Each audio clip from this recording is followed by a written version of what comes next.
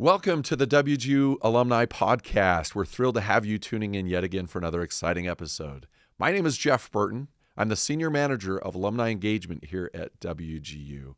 And this season on the podcast, we're spotlighting graduates who prove that it's never too late to invest in yourself or to challenge old ways of thinking and to create meaningful impact both professionally and personally. And today, we're joined by a special guest, one of our distinguished graduates from back in 2022, and that would be Rob Berg. And I'm excited to have Rob on the show today. So let me give you a little bit of background about Rob. Rob is a principal and director at Purr & Knight, where he founded and built the firm's operations and technology consulting practice. He's helped grow this into an 8-figure business with a team of more than 70 stellar professionals.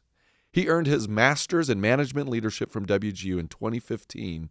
He's also an executive coach and the author of 2 very timely and popular books. Rob, welcome to the podcast. We're thrilled to have you on today. Thanks, Jeff. I'm thrilled to be here. Absolutely. Well, Rob, you're dialing in from Florida. Is that correct? How are things in Florida today? That's correct. Nice, a little chilly today, but beautiful. Well, very good. And from that background that I read, you've accomplished a lot, and I'm super excited to hear about your journey and for you to also share some of your wisdom with our audience. Yeah, great. I love talking about myself, Jeff. So perfect forum. Well, you've done a lot, and you've got a fascinating story. But before we dive in, Rob, I just want to say this. I find this interesting. Your career spans consulting, leadership, coaching, and authorship, and now applied AI. That's a fascinating arc, especially when so many people assume that growth slows down later in life. So if it's okay, I'd like to rewind a bit and start at the foundation. You've spent more than 2 decades helping insurance companies modernize their operations and technology. Now, early in your career, what pulled you into consulting and what's kept you there all these years? A short attention span. I mean, I really had a desire to engage in a variety of different things, even as a small boy. I was interested in photography, in astronomy, in chemistry, biology. I went in so many art, music. I went in so many different directions. And as I got older, I really thought about what career would afford me that type of variety in the work, and consulting was it. It really resonated. So I was drawn to it from a very, very young age. Very, very interesting. Now, you've shared with me about financial struggles and taking risks early on in your career. You've mentioned that you've even sacrificed meals to invest in books and education. Looking back, what did that season teach you about perseverance and self-belief? Well, it's a calling, right? If it's a calling, it doesn't feel so much like perseverance as being pulled into something. You're pulled in a direction. So you think about actors or rock stars or anyone who's in kind of a rarefied profession. You hear about them sleeping on their sofa or in their cars to make it. You hear about J.K. Rowling sleeping in her car, being homeless before the Harry Potter series was accepted. So it's kind of like you don't think about the perseverance aspect of it. It's not so much a struggle. It's something you have to do because you're actually called to do it. So that's a kind of key insight looking back. Yeah. So was it worth it? Worth all those sacrifices you made? Oh yeah, yeah, absolutely. Yeah, I mean, there's no question about it. I wouldn't have it any other way. Um, and at my age, 62 now, I still have a variety of different interests that keep me busy, keep me occupied, keep my mind occupied. Yeah, that's great. Yeah. Now, you earned your master's degree from WGU well into your career. What motivated you to go back to school and why WGU? Well, I had a lot of false starts over the years, and as you indicated, I had some financial struggles, ups and downs. I had big wins some years and big losses other years. And it was the kind of the cost and the time required to pursue a master's. So I would take a course here and there. But interestingly, over the years, I had acquired a fairly large library. As you indicated earlier, I would literally sacrifice meals for books. And there came a point, actually, I was at a conference in Washington, D.C. I was speaking at the conference, and my fellow speakers who I got to mingle with all had advanced degrees, master's degrees, doctorates, what have you. And I thought, not that I felt less than, but I felt like I deserved to have those letters after my name in some sense. And I thought it would be great to kind of put a bow around all of that prior informal learning that I had done. So when I kind of stumbled upon WGU, the cost, number one, was great, and the flexibility, the ability to do it on my own time, uh, just made it really compelling. And I knocked it out. I knocked out my master's in a year. And so you were at these conferences, you're mingling with other speakers, other leaders, and you had that strong desire to go back to earn your degree. How did your degree change the way that you thought about leadership and advising others? Great question. I think the nature of a graduate education is that you're exposed to a variety of different perspectives. Like on purpose, you may be reading two academic papers that take completely different positions on the same topic. And I guess you're taught to um, kind of examine the other side of an issue or the other side of a topic from another individual's perspective or another group's perspective. And that's incredibly valuable when dealing with leaders, especially as a consultant, when you're dealing with such a variety of organizations and leaders who head up those organizations, and in executive coaching also, understanding kind of what the other person, putting yourself in their shoes, having empathy, and trying to understand, seeking first to understand before you are understood. So it kind of made me stop being a giver of advice, to someone who's more interested in understanding the other person before I responded thoughtfully with that additional context. That's a great insight. Thank you for sharing that Yeah. with us. Now, today your work focuses on helping insurers become what you call intelligent organizations. For listeners who may not live in the insurance world, what does that exactly mean? Well, it's an invention, like so much of my career. It's when I say an intelligent organization, it's one that places humanity above all else. Insurance is famously a world of numbers, of quants, of premiums and losses, of actuaries, of algorithms. And an intelligent organization understands that without the people who are actually doing the work, the actuaries, the underwriters, the customer service reps, who represent the front line of the organization, without them, there is no company, there are no customers.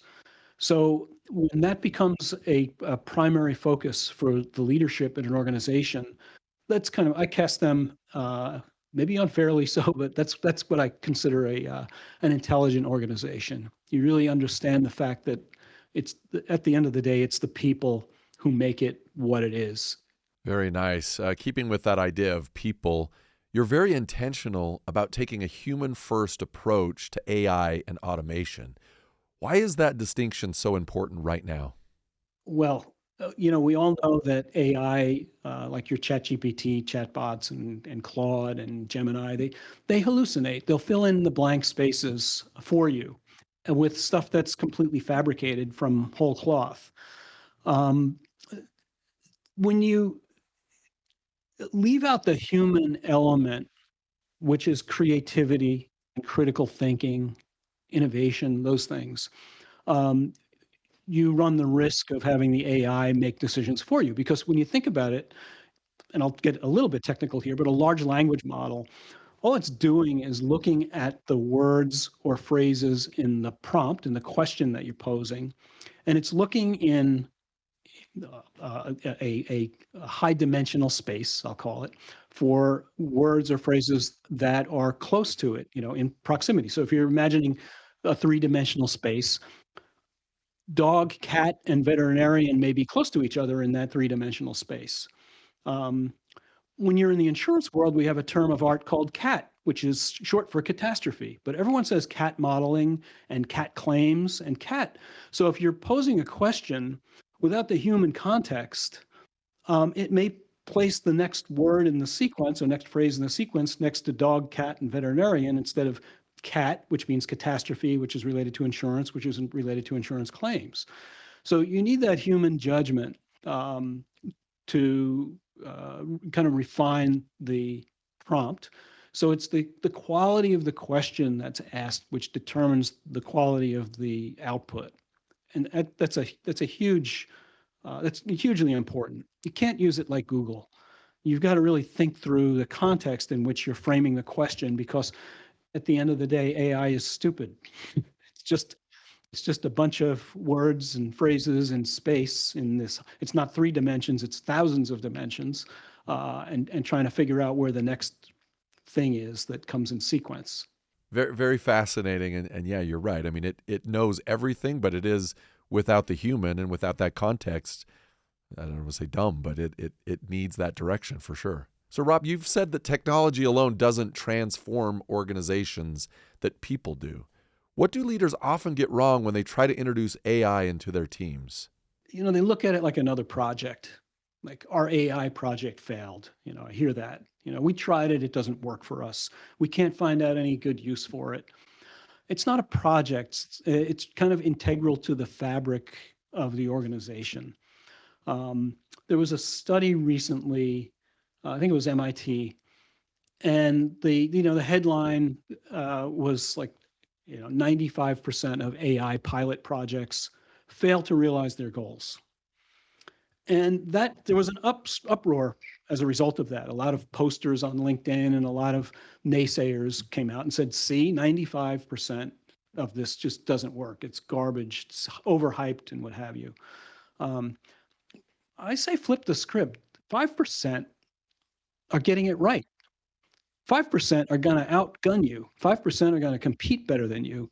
So instead of saying what's wrong with it, say what are those 5% doing right, and let's try to emulate that.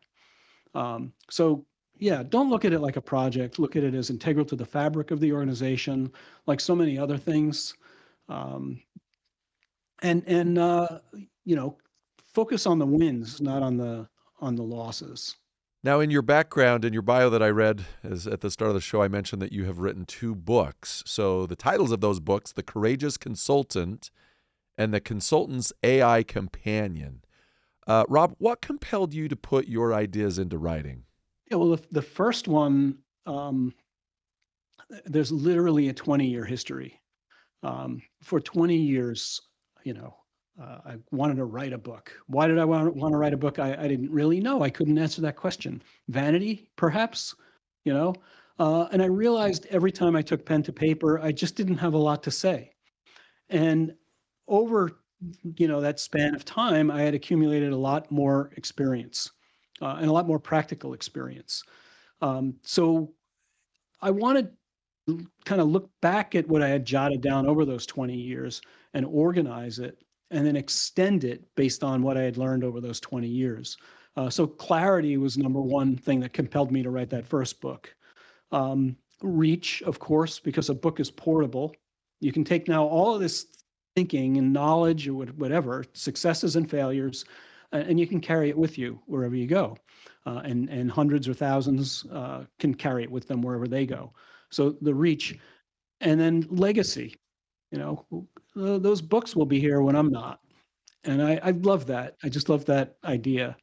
So like any bit of creativity, whether you're building a business with your name on it, or you're writing books, or painting pictures, the stuff that's going to be here after you're gone is kind of your mark on the world, and I think that's really important.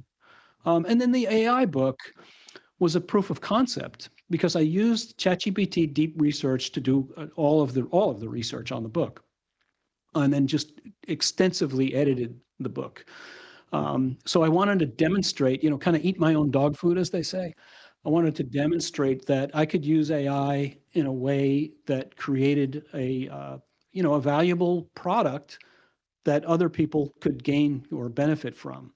And that's what I did with that. So they had 2 different motivations, but ultimately the overarching theme is clarity and legacy, I would say. I love that. Now, as an aspiring author myself, I have to ask this question. Rob, when you saw your first book, when it came back from the publisher, what did that feel like for you to see that dream come to realization? It's it's kind of indescribable. It's kind of like when my master's degree showed up in the mail. It was very similar. Like, wow, I did this. But when you're actually holding the book in your hand and you're thumbing through the pages, and I mean, it's a whole different experience, and your name's on it. It's a great feeling of satisfaction.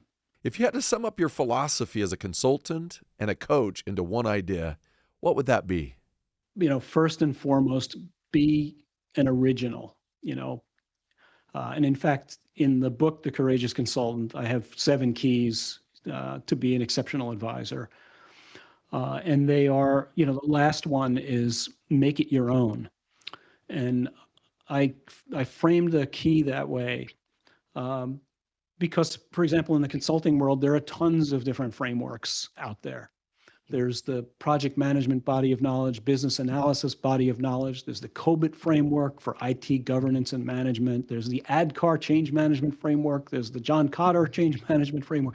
I can go on and on and on. There's the, NIST risk management framework. And uh, if you're kind of embracing one of those frameworks, chapter and verse, and that's what you do, I mean, there's value in that, certainly. Um, but you're in a sense, you become a commodity because anybody can go, right, read up on that particular framework and become an expert in it and get the certification and start to sell services around that. But when you're synthesizing from multiple frameworks your own ideas, and your own ideas and your own frameworks are informed by all of these known good practices, well, that's unique. And that's something that is not easily replicated by somebody else. So, yeah, the one piece of advice is like, make it your own. That's the kind of the one idea that I think separates good consultants. There are plenty of good consultants that do commodity work from really original thinkers, thought leaders. Very, very good. Now, as an executive coach, what patterns do you see among leaders who successfully adapt to change later in their careers? I mean, humility is number one. You've got to be open-minded. As someone said, open-minded, but not so open-minded that your brain falls out of your head. um, just being, again, coming back to the stuff that I learned as a graduate student, like being open to other perspectives, and being humble, not trying to be the smartest person in the room all the time is key. See, and those are the ones who obviously are more adaptable to change.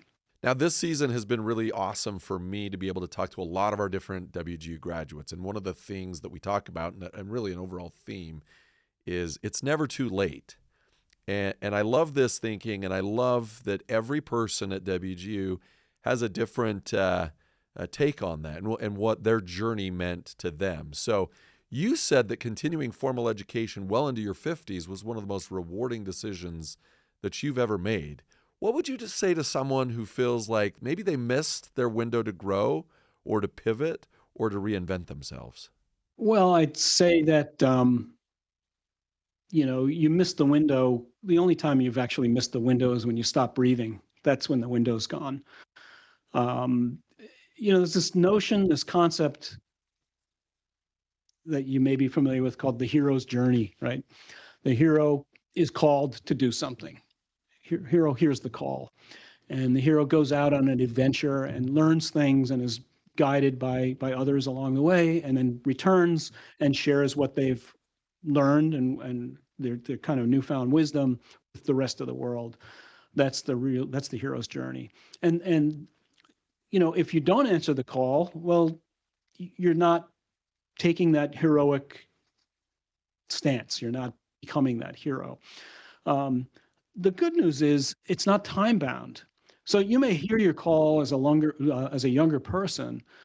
As you get older, though, which it took me time, the call gets clearer. It gets more, it's more nuanced. There are more kind of colors, in the palette, if you will. And world is kind of rife with stories about people later in life who did well. Ray Kroc with McDonald's uh, is certainly one of them. I can tell you a story about a 97-year-old a couple of years ago who started an airline, of all things. Um, Colonel Sanders, KFC, in his 60s. So there are, a little searching, you'll find some stories of people who are much older than you probably are, who've done great things much later in life. Now, Rob, how do you personally define success at this stage of your life? I would, I think there are a lot of different ways you can define it objectively. I would say, certainly there are material trappings that expose your degree of success, material things. But again, those are commodities. Anyone with money can acquire those things. What you can't ever buy more of is your time. So the more, I think a successful person, to my mind, has discretionary time. The more discretionary time they have, the more successful they are. They can afford, whether it's financial or just attitude, to do what they want to do, when they want to do it, with whom they want to do it. That to me is the pinnacle of success. So, and that could be, a billionaire, or that could be somebody with no money at all who, enjoys painting or enjoys, just spending their time doing things as long as they're supporting themselves. Great insight. Thank you. So we're going to have a rapid fire round, and I want you just to say the first thing that comes to mind. Sound okay? Sure. Okay. Early bird or night owl? Night owl, who's an involuntary early bird because one of my dogs wakes me up every morning at 5 a.m. What is your favorite book that you recommend most? I would say a Short History of Nearly Everything by Bill Bryson. In fact, anything by Bill Bryson. Great author. What's one word to describe earning your WGU degree? Satisfying. Now, AI excites you or makes you nervous? Oh, excites me. No question. What's the best leadership trait people underestimate? Humility. Coffee or tea? Coffee. What makes you proud to be a WGU night owl? Then a part of the fulfillment of their mission to make education affordable and accessible to large swaths of people. That makes me really proud. Fantastic. Well, you're officially off the hot seat. Great. Well, Rob, this has been a great interview. We've enjoyed having you share your wisdom and your insights. We're really proud of you, again, as one of our distinguished graduates, and the work that you continue to do, and you represent us so well. And again, great interview, great insights. If people want to connect with you or learn more about you and your work, where can they go to connect with you? Look me up on LinkedIn. It's linkedin.com/in/RWBERG. That's the best place to, and I'd love you to kind of follow me or connect with me through there. That would be great. Awesome. That's fantastic. And as we wrap the interview here today, I'd love to give you the final word. So what message would you like to leave with our listeners, especially those wondering, again, as we stated earlier, if it's too late for them to take that next step? Age is not a factor. Get that idea out of your head. It's attitude. So first and foremost, and then being original. I'll quote or paraphrase Jerry Garcia, of all people. He said, "Don't be the best in the world at what you do. Be the only one in the world who does what you do." So, I live with that mantra to the chagrin of some people around me sometimes, but so be it. You have to be original and authentic, I think, to make the most of our short time on this planet. Awesome. Well, Rob, thanks for the time today. It's great seeing you again. Yeah. Hey, my pleasure. Thank you for tuning into the WGU Alumni Podcast. We hope that it's been inspiring for you as you've listened to Rob's interview. Now, for more information, including events, resources, and benefits to you and our alumni community, visit wgu.edu/alumni. Thanks again, everybody, and take care.